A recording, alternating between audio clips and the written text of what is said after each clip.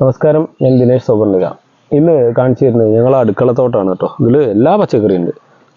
ചീര, പയറ്, വെണ്ട, കയപ്പ, മത്തൻ, അതേപോലെ ജർജീർ, പാലക്ക്, നമ്മൾ ആഫ്രിക്കൻ മല്ലി, കുറ്റിയമര, അതേപോലെ നാടൻ പയർ, നീളൻ പയർ തൊട്ട് എല്ലാ പച്ചക്കറി 10-20ഓളം പച്ചക്കറികൾ അടുപ്പിച്ച് വളർത്തിയതാട്ടോ.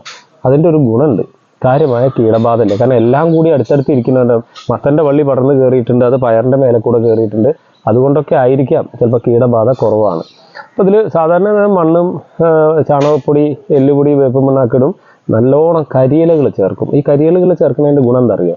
മണ്ണിൻ്റെ ഫലഭൂയിഷ്ഠത വർദ്ധിക്കും. വളമായിട്ടല്ല, മണ്ണിൽ ബാക്ടീരിയകൾ, മൈക്രോബ്സിൻ്റെ സാന്നിധ്യം വളരെ കൂടും. അത് ഇവിടെ നമ്മളെ പിള്ളേർ തന്നെയാണ് ചെയ്യുക കേട്ടോ. കുട്ടികൾ അവരൊക്കെ കൂടി അടിച്ചു വാരി കൊടുന്ന ഇലകൾ കവറിൽ നിറയ്ക്കും, അതിൻ്റെ മേലെ കുറച്ച് വളമിടും, എന്നിട്ടാണ് അതിൻ്റെ മേലെ വിത്തൊക്കെ ഇട്ടത്. അപ്പോൾ എല്ലാ സാധനവും ഇപ്പോൾ ഇവർക്ക് ആവശ്യമുള്ള സാധനം. വെണ്ടയ്ക്ക് ഒരു ട്രിപ്പ് കഴിഞ്ഞ് രണ്ടാമത്തെ ട്രിപ്പ് ഇതൊക്കെ കായ ഇങ്ങനെ ആയി തുടങ്ങണം.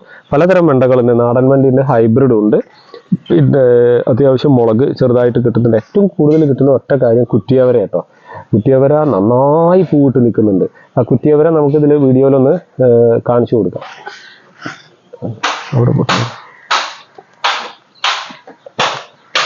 അപ്പോൾ നോക്കാം, ഈ കുറ്റിയവരെ ഒരു 3 മാസത്തോളം നന്നായിട്ട് കുറ്റിയവര കിട്ടും.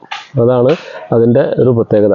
നമ്മൾ ഇവിടെ എന്താ വെച്ചാൽ നമ്മളെ വിത്ത് തന്നെ കേട്ടോ. ഇപ്പോൾ ഇവിടെ കുടുംബശ്രീ, ജൈവിക കുടുംബശ്രീ നഴ്സറിയിൽ പബ്ലിക്കിനൊക്കെ കൊടുക്കുന്ന വിത്തുകൾ തന്നെയാണ് ഈ വിത്തുകൾ ഉപയോഗിച്ചിട്ടുള്ളത്. അപ്പോൾ അതുകൊണ്ട് നല്ല വളർച്ചയുണ്ട്, നല്ല ക്വാളിറ്റി വിത്തുകളാണ്. അപ്പോൾ നിങ്ങൾക്ക് എന്തെങ്കിലും സംശയങ്ങളുണ്ടെങ്കിലോ അടുക്കളത്തോട്ടം സെറ്റ് ചെയ്ത് തരണമെങ്കിലോ വിത്തുകളുടെ ആവശ്യം ഉണ്ടെങ്കിലോ ഞങ്ങളെ കോൺടാക്ട് ചെയ്തോളൂ.